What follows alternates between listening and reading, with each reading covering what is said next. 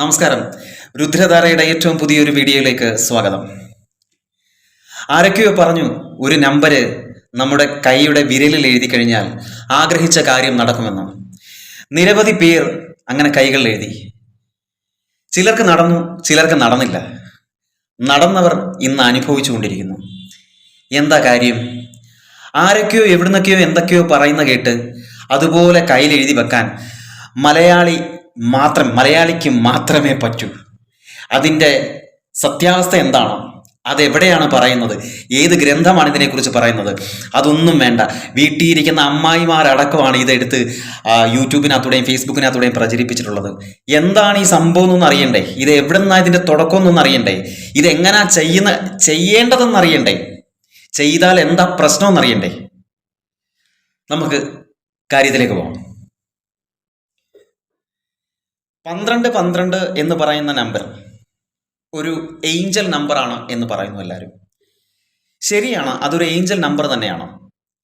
Angel number എന്ന് പറയുന്നത് അത് എവിടെയാണ് പറയുന്നത്? ഏഞ്ചൽ നമ്പറിനെ കുറിച്ച് മാലാഖ സംഖ്യ എന്ന് പറയുന്ന ഈ സംഭവം അത് എവിടെയാണ് പറയുന്നത്? ന്യൂമറോളജി അഥവാ സംഖ്യാശാസ്ത്രത്തിൽ പല സംഖ്യകളെ കുറിച്ച് വളരെ ആധികാരികമായി തന്നെ പറയുന്നുണ്ട്. ഉദാഹരണമായി പറഞ്ഞു കഴിഞ്ഞാൽ ജന്മസംഖ്യ 1, ഭാഗ്യസംഖ്യ 2, മൂല്യസംഖ്യ 3, 4ാമത് വരുന്നതാണ് ദൈവിക സംഖ്യ അഥവാ മാലാഖ സംഖ്യ, അതുമല്ലെങ്കിൽ നിങ്ങളൊക്കെ ഈ പറയുന്ന ഏഞ്ചൽ നമ്പർ. ഇങ്ങനെയാണ് സംഖ്യാശാസ്ത്രത്തിൽ ഇതിനെക്കുറിച്ച് പറയുന്നത്. ഈ ഏഞ്ചൽ സംഖ്യ അല്ലെങ്കിൽ ഈ ദൈവിക സംഖ്യ എന്ന് പറയുന്നത് ഓരോരുത്തർക്കും വ്യത്യസ്തമാണ്. അല്ലാതെ നിങ്ങൾ 12 എഴുതിയിട്ടിട്ടൊന്നും യാതൊരു കാര്യവുമില്ല. വളരെ ലളിതമായിട്ട് ഞാൻ ഒരു കാര്യം ചോദിക്കട്ടെ. ജയിലിൽ കിടക്കുന്ന ഒരു വ്യക്തി അവൻ്റെ കയ്യിൽ ഈ നമ്പർ എഴുതിയിട്ടിട്ട് ഭഗവാനെ നാളെ എനിക്ക് ഈ ജയിലിൽ ചാടാൻ പറ്റണേ എന്ന് പ്രാർത്ഥിച്ചാൽ ഇത് നടക്കൂ? സ്വയം ഒന്ന് ചിന്തിച്ചു നോക്കൂ. നിരവധി പേര് ആണ് ആ വീഡിയോ കണ്ടത്. നിരവധി പേരാണത് പരീക്ഷിച്ച പലരും എനിക്ക് മെസ്സേജ് അയച്ച് പറഞ്ഞ് ഇതൊരുമാതിരി അവിടുത്തെ പരിപാടിയായി പോയെന്ന്. പക്ഷെ ഞാൻ ആ വീഡിയോ ആ ട്രെൻഡിങ് സമയത്ത് ഞാനത് ചെയ്തിട്ടില്ല. ഇത് എവിടെ വരെ പോകുന്നു ഇതൊക്കെ ഒന്ന് കെട്ടടങ്ങട്ടെന്ന് വിചാരിച്ചു. കാരണം ഇതിൻ്റെ പരിണിത ഫലവുമായിട്ട് നമ്മുടെ അടുത്ത് വരുമല്ലോ. അപ്പോൾ എന്താ ഈ സംഭവം എന്ന് ഞാനൊന്ന് പറഞ്ഞുതരാം. എന്താണ് ഏഞ്ചൽ നമ്പർ, അതെങ്ങനെയാണ് കണ്ടുപിടിക്കുന്നത്? ഓരോ വ്യക്തിക്ക് ഓരോന്നാ. പിന്നെ വെറുതെ ഇത് കയ്യിൽ എഴുതിയിട്ടൊന്നും നടക്കത്തില്ല.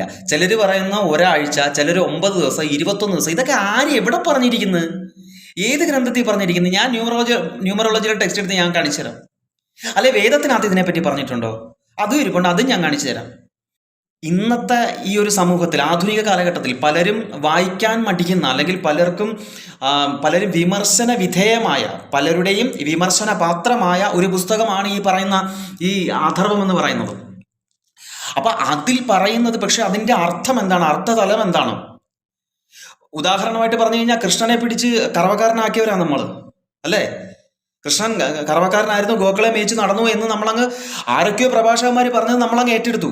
പിന്നെ ഭഗവാൻ പറഞ്ഞിട്ടുണ്ട് എന്നെ എങ്ങനെ വേണേലും കണ്ടോ എന്ന് എപ്പോഴും ഒന്ന് പറഞ്ഞു പോയി. അതിൻ്റെ പേരിൽ നമ്മൾ ഏത് രീതിയിലും അങ്ങ് കാണുക.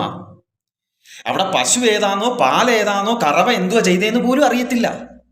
അതിനാ പറയുന്ന മലയാളം പഠിച്ച സമയത്ത് സമാസവും കാകളിയും ഈ ഉപമയൊക്കെ പഠിച്ചപ്പോൾ നമ്മൾ വിചാരിച്ച് ഇതൊക്കെ എന്തിനാ പഠിക്കുന്നത്, ഇതിൻ്റെ വല്ല ആവശ്യമുണ്ടെന്ന്.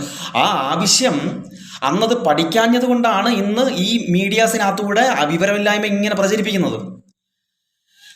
സർവോപനിഷതോ ഗാവോ ദോഗ്ധ ഗോപാലനന്ദന പാർത്ഥോ വത്സ സുധീർ ഭോക്ത ദുഗ്ധം ഗീതാമൃതം മഹത് എന്നാ പറയുന്നത്. സർവോപനിഷതോ ഗാവോ, സർവമായ ഉപനിഷത്തുകൾ, അതായത് എല്ലാ ഉപനിഷത്തുകളും പശുക്കളാണ്, പശുക്കളെ പോലെയാണ്. ദോഗ്ധ ഗോപാലനന്ദനൻ കൃഷ്ണനാണ് ആരെ അവിടുത്തെ കറവക്കാരൻ, അതായത് അതിലെ അറിവ് ശേഖരിച്ച ആള്. ഉപനിഷത്താകുന്ന പശുക്കളുടെ പാലാകുന്ന അറിവ്, ദുഗ്ധം എന്ന് പറഞ്ഞ പാലാകുന്ന അറിവ് എന്ത് ചെയ്തു? ആർക്ക് കൊടുത്തു? പാർത്ഥോ വത്സ സുധീർ ഭോക്ത ദുഗ്ധം ഗീതാമൃതം മഹത്. ഇതിനെ പോലും വ്യത്യസ്തമായിട്ട് പ്രഭാഷകരും കുറെ ജ്ഞാനികൾ എന്ന് പറഞ്ഞുകൊണ്ടിരിക്കുന്നവരും വന്നിരുന്ന് വിശാലമാക്കി നമ്മുടെ ഉള്ളിലോട്ട് അങ്ങ് ഇട്ട് തന്നു. നമ്മളതങ്ങ് എന്ത് ചെയ്തു? അങ്ങോട്ടും ഇങ്ങോട്ടും നോക്കാതെ അങ്ങ് സംശീകരിച്ചു, അങ്ങ് കുടിച്ചിറക്കി. അപ്പോൾ അതവിടെ നിൽക്കട്ടെ, നമുക്ക് അങ്ങോട്ട് പോകണ്ട. നമുക്ക് ഏഞ്ചൽ നമ്പേഴ്സിലേക്ക് വരാം. എന്താണ് ഏഞ്ചൽ നമ്പർ? അതിനെപ്പറ്റി വളരെ ലളിതമായിട്ട് ഞാനൊന്ന് പറഞ്ഞുതരാം. ഏഞ്ചൽ നമ്പർ എന്ന് പറഞ്ഞു കഴിഞ്ഞാൽ ഒരു സീക്വൻസ് ആണ്. 12 എന്ന് പറഞ്ഞ ഏഞ്ചൽ ആണ്, പക്ഷെ അത് സീക്വൻസ് അല്ല. എങ്ങനെയാണ് സീക്വൻസ് വരുന്നതെന്ന് ഞാൻ പറഞ്ഞുതരാം. പാറ്റേൺ ആണ്, അല്ലെങ്കിൽ സീക്വൻസ് ആണ്. ഉദാഹരണം 111 സീക്വൻസ് ആണ്, അല്ലേ? 111 എന്ന് പറയുന്നത് അതൊരു ഏഞ്ചൽ നമ്പറാണ്.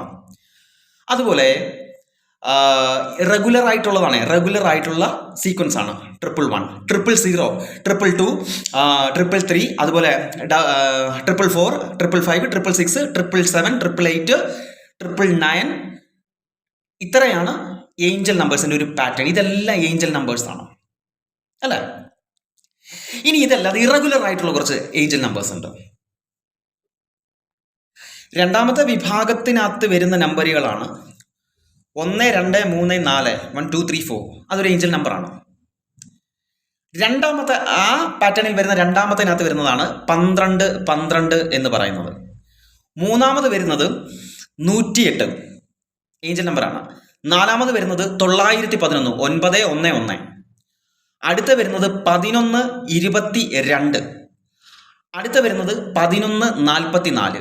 ഇനി ഈ കൂട്ടത്തിൽ ഒരാളും കൂടെ വരുന്നുണ്ട്, 2244. ഇവരാണ് ഏഞ്ചൽസ് എന്ന് വിളിക്കുന്നത്. ഇനി കൂടാതെ ഏഞ്ചൽസിന് ഒരു രാജാവുണ്ട്.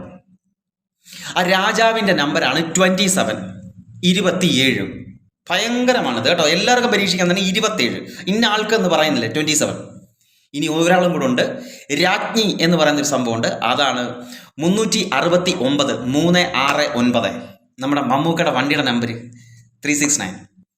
അപ്പോൾ ഇത്രയാണ് ഏഞ്ചൽസിനകത്ത് ഉൾപ്പെടുന്നത്. ഇനി ഇതിന് ഓരോന്നിനും ഓരോ അർത്ഥമുണ്ട്. അവരെ ഇത് ഉപയോഗിക്കാവൂ. ഇതെങ്ങനെ ഉപയോഗിക്കേണ്ടത്? ഇല്ലാതെ ഒരു പരിപാടിയും നടക്കത്തില്ല.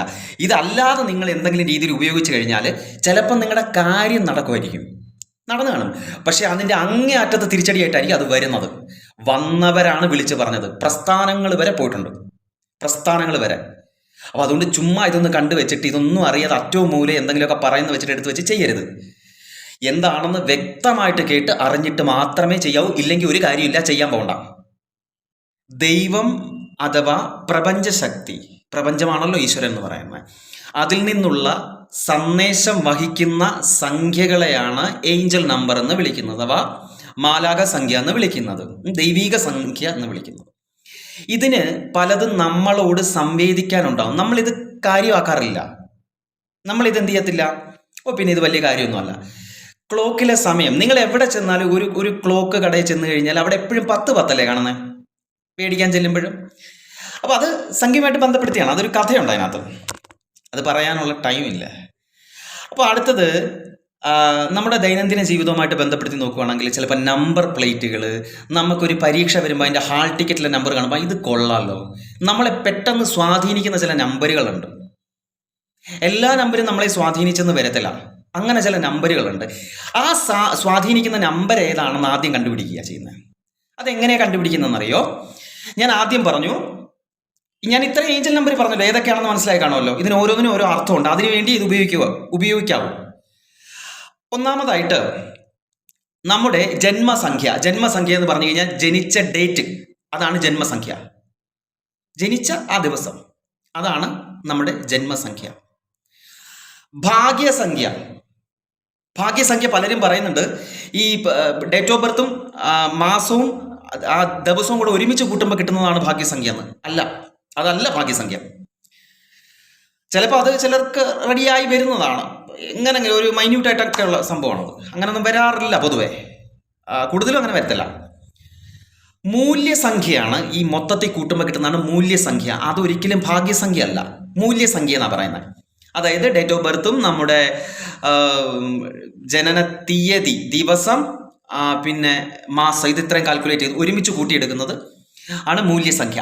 അടുത്ത വരുന്നതാണ് ഭാഗ്യസംഖ്യ. ഭാഗ്യസംഖ്യ എങ്ങനെ കണ്ടുപിടിക്കുന്നതെന്നറിയോ? ഭാഗ്യസംഖ്യ കണ്ടുപിടിക്കുന്നത് തിങ്കൾ എന്ന് പറയുന്നത് നിങ്ങൾ ജനിച്ച ദിവസം, തിങ്കൾ മുതൽ ഞായർ വരെയുള്ള ദിവസങ്ങളിൽ, ഇംഗ്ലീഷിലാണെങ്കിൽ സൺഡേ ടു സാറ്റർഡേ, മലയാളത്തിൽ നോക്കുമ്പോൾ തിങ്കൾ മുതൽ ഞായർ വരെ. തിങ്കളാഴ്ച 1 പറഞ്ഞെടുക്കണം, ചൊവ്വ 2, 3, 4, 5, 6, 7, അങ്ങനെ 7 എന്ന് പറയുന്നത് സൺഡേ, ഞായറാഴ്ച വരുന്നു. ഇങ്ങനെ വരുമ്പോൾ ഇപ്പോൾ 5ാമത്തെ ദിവസം ജനിച്ചൊരു വ്യക്തി, 5ാമത്തെ ദിവസം എന്ന് പറയുമ്പോൾ ഏതാണ്? വെള്ളിയാഴ്ച ജനിച്ച ഒരു വ്യക്തിയുടെ ഭാഗ്യസംഖ്യ എന്ന് പറയുന്നത് 5 നമ്മൾ വേറെ എവിടെയും പോകണ്ട ഭാഗ്യസംഖ്യയ്ക്ക്, അതാണ് 5. അയാളുമായിട്ട് ബന്ധപ്പെട്ട എന്ത് കാര്യത്തിനും അദ്ദേഹം നോക്കേണ്ട എന്താണ്? 5 ഒരു ഏഞ്ചൽ നമ്പർ ആണോ? അല്ല, 5ുമായിട്ട് ബന്ധപ്പെട്ട ഏഞ്ചൽ നമ്പർ ഉണ്ട്. ഏതാണ്? 555 555 അത് പുള്ളിയുടെ ഏഞ്ചൽ നമ്പറാണ്. അത് എഴുതിയിട്ടാണ് അദ്ദേഹം ആഗ്രഹിക്കുന്നതെങ്കിൽ, അത് എഴുതുന്നതിന് രീതിയുണ്ട്. ആഗ്രഹിക്കുന്നതെങ്കിൽ ചുമ്മാ കയ്യിലൊക്കെ എഴുതിയിട്ടിട്ട് ആഗ്രഹം പറഞ്ഞുകൊണ്ടിരുന്ന കഴിഞ്ഞാൽ ഒന്നും നടക്കത്തില്ല. അപ്പോൾ അതിനൊരു രീതിയുണ്ട്. ആ നമ്പറാണ് നമ്മൾ എഴുതേണ്ടത്, അല്ല വല്ലവരുടെ അല്ല എഴുതുന്നത്. ഇപ്പോൾ ചിലർക്ക് കിട്ടാറുണ്ട് എന്താണ്, 7 ഡേറ്റ് 7 കിട്ടി, 7 ബന്ധപ്പെട്ട ഏതാണ് 777 കിട്ടുന്നുണ്ട്. ഓക്കെ, ചിലരുടെ കിട്ടിയത് 2 കിട്ടിയെന്നിരിക്കട്ടെ, 222 എഴുതാം. അതായത് ചൊവ്വാഴ്ച ജനിച്ചാണെങ്കിൽ 222 എഴുതാം, അയാൾക്ക് 12 എഴുതാം. അങ്ങനെയുള്ളവർക്ക് മനസ്സിലായിരുന്നോ ഞാൻ പറഞ്ഞത്? പിന്നെ അതുപോലെ ഞാൻ വേറൊരു സംഖ്യ ഇവിടെ സൂചിപ്പിച്ചിട്ടുണ്ടായിരുന്നു. ഏതാണ്? 5 പറഞ്ഞല്ലോ. 6 ജനിച്ച ഒരു വ്യക്തി, 6 ജനിച്ച ഒരു വ്യക്തിയാണെന്നുണ്ടെങ്കിൽ അദ്ദേഹത്തിന് എന്ത് ചെയ്താം? 666 എഴുതാം. പിന്നെ അതുപോലെ തന്നെ 1 എന്ന് പറഞ്ഞ് തിങ്കളാഴ്ച ജനിച്ച ഒരു വ്യക്തിയാണെങ്കിൽ പുള്ളിക്ക് ഏത് എഴുതാം? 111 എഴുതാം. 1 2 3 4 എന്നുള്ള ഏഞ്ചൽ നമ്പർ എഴുതാം. 108 എന്ന് പറയുന്ന ഏഞ്ചൽ നമ്പർ എഴുതാം. അതായത് ഏഞ്ചൽ നമ്പറിനകത്ത് 1 വരുന്നത്. 11 22 എന്ന് പറയുന്ന ഏഞ്ചൽ നമ്പർ എഴുതാം. 12 എന്ന് പറയുന്ന ഏഞ്ചൽ നമ്പർ എഴുതാം. ഇങ്ങനെയാണ് സംഭവം ഇത് കണ്ടുപിടിക്കുന്നത്. മനസ്സിലായോ? അപ്പോൾ ഇത് സംഖ്യാശാസ്ത്രവുമായിട്ട് ബന്ധപ്പെടുത്തിയാണ് ഞാനിത് പറഞ്ഞത്. അല്ലാതെ എല്ലാവരും 12 എഴുതി വെച്ച് കഴിഞ്ഞാൽ നടക്കത്തില്ല.